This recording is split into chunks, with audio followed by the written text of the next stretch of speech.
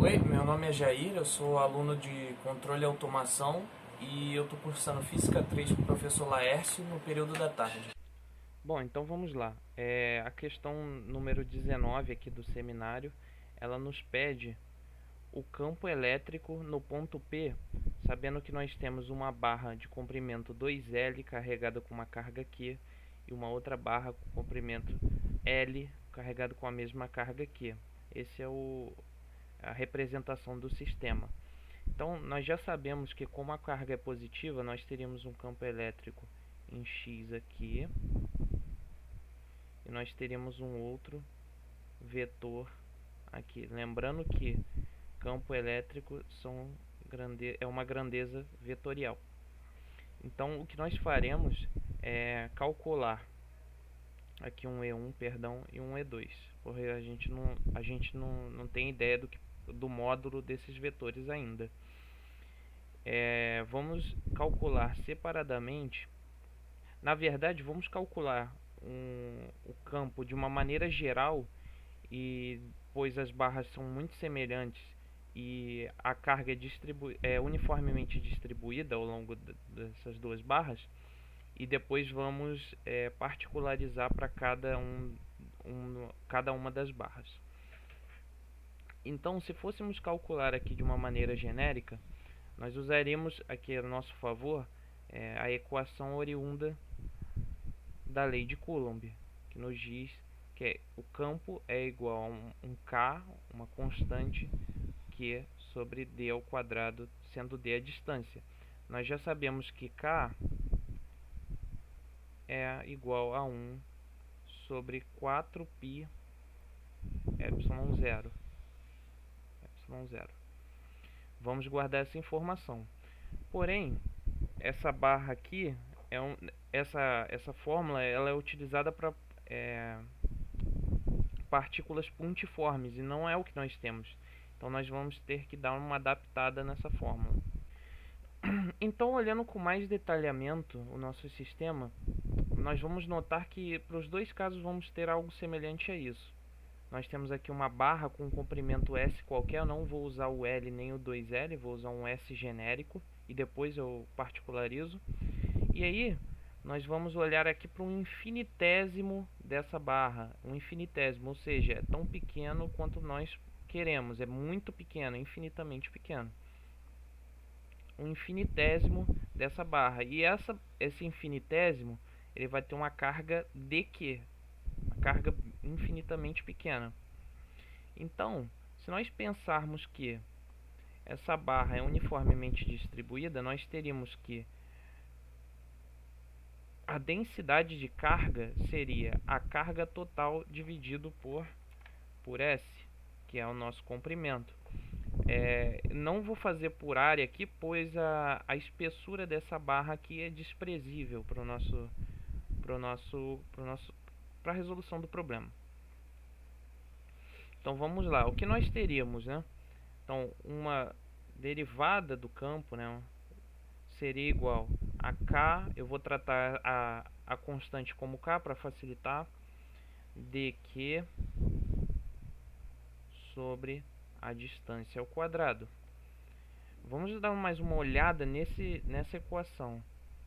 Quem seria o nosso dq? Dq viria dessa equação de densidade. Seria lambda vezes 1 dx igual a dq.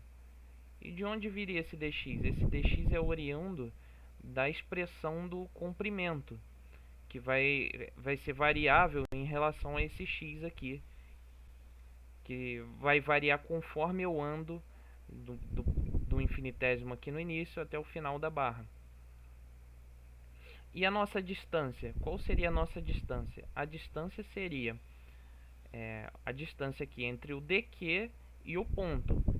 E quem seria esse valor, né? Então o nosso dzinho seria S, o comprimento total da barra, mais a distância entre o final da barra e o ponto.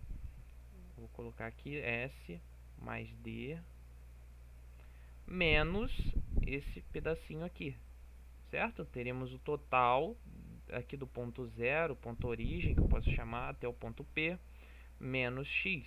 Então, esse seria o nosso Dzinho. Então, qual seria a expressão? DE vai ser igual a K vezes lambda dx dividido por S mais D menos x ao quadrado. Bom, como nós queremos z e não uma fração desse campo, nós vamos integrar essa expressão, que nos daria integral, né, depois vou colocar os limites aqui da integral, né, de onde ela vai até onde. Nós teremos k lambda dx sobre S mais D menos x ao quadrado. Bom, e quais seriam os limites de integração dessa barra? Ela iria do ponto origem, né, do zero até esse ponto, porque ela tem que cobrir toda a extensão da barra. E qual é esse ponto? Seria o nosso S. Por enquanto vai ser S, pois é um caso genérico. Bom, K e lambda são constantes, então eu vou tirar da integral. Então nós teremos K lambda. Quem seria lambda? Q sobre S. Igual, igual não. Integral de 0 a S de dx sobre S mais D menos x ao quadrado. Vamos resolver utilizando aqui uma substituição simples, né? Então, vou chamar de U S mais D menos x, e o meu du seria igual a menos dx. Então, resolvendo a integral indefinida aqui, como seria? Seria menos du sobre u integral. E isso seria integral de menos u elevado a menos 1 du, que é igual a u elevado aqui é menos 2, que seria u elevado a menos 1 mais c. O menos 1 cortaria o sinal, então teríamos esse resultado. Porém, quem seria o nosso u, e por que nós não teríamos esse c? Porque é uma integral definida. Então, nosso resultado seria k q sobre s vezes o u seria 1 sobre o nosso u, né, que é s mais d menos x. Isso aqui está variando de 0 a s. Bom, então aplicando aqui os limites de integração no valor da variável x, nós teríamos k q sobre s vezes 1 sobre s mais d menos s menos 1 sobre s mais d menos 0. E aí isso nos resultaria em k q s 1 sobre d menos 1 sobre s mais d.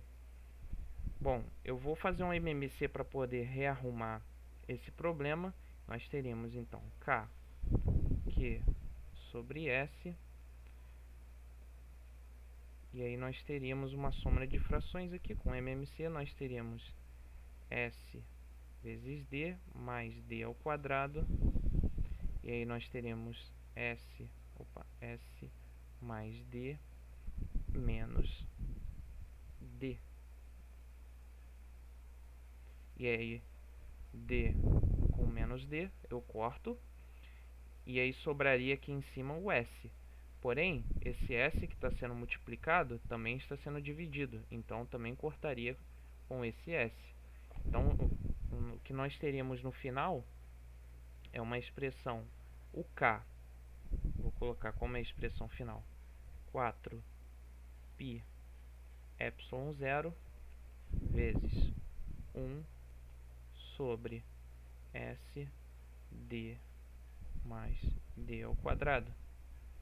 Essa expressão faz muito sentido. Opa, perdão. Ela não faz muito sentido, né? Porque tem o Q. Agora sim, ela faz muito sentido, pois se S, que é o comprimento da barra, fosse zero, ou seja, ela está se comportando como uma partícula pontiforme, nós voltaríamos à expressão que nós iniciamos, que é E é igual a K, sendo K 1 sobre 4π epsilon 0, Q sobre D ao quadrado. Agora, nós teremos que particularizar para o nosso caso. Como nós vamos particularizar? A única diferença entre a barra superior e a barra inferior é o módulo da distância, que é 2L. Então nós vamos aplicar no nosso S, que era o modelo genérico, os comprimentos das barras, e aí nós teremos os dois vetores resultantes. Então vamos fazer isso. Então para o E1, que seria para a barra com comprimento 2L, o que nós teríamos? Nós teríamos Q, que é a carga da barra, sobre 4π epsilon 0 vezes 1 sobre... Quem seria o nosso S? Seria 2L d mais d ao quadrado. E quem seria o E2? Seria para o comprimento L, a barra inferior. Então nós teremos Q sobre 4π epsilon 0 1 sobre L d mais d ao quadrado. E o resultado final disso, nós teríamos que E é a soma vetorial de E1 mais E2. E aí, vamos definir aqui, por exemplo, um eixo cartesiano aqui, com I chapéu e J chapéu. Esse eixo eu poderia definir em qualquer lugar do sistema, mas eu vou definir aqui pois é vantajoso para evitar cálculos. E aí nós teríamos o E1 totalmente alinhado com o vetor J chapéu, o vetor unitário, né, o vetor diretor, e o E2 totalmente alinhado com o I chapéu. Eu acho que eu cometi algum equívoco aqui, pois eu falei que o E1 era a representação do campo referente ao 2L, mas o E2 é o nosso resultado referente à barra 2L. Então eu vou trocar aqui.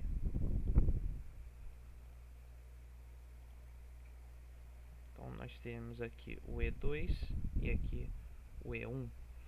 Então qual seria o nosso resultado final? O E seria... O E2 vai estar alinhado ao vetor ao vetor I chapéu, então nós teremos que 4π epsilon 0 1 2L d mais d ao quadrado I chapéu mais que 4π epsilon 0 1 sobre L d mais d ao quadrado J chapéu. Enfim, finalizamos a questão.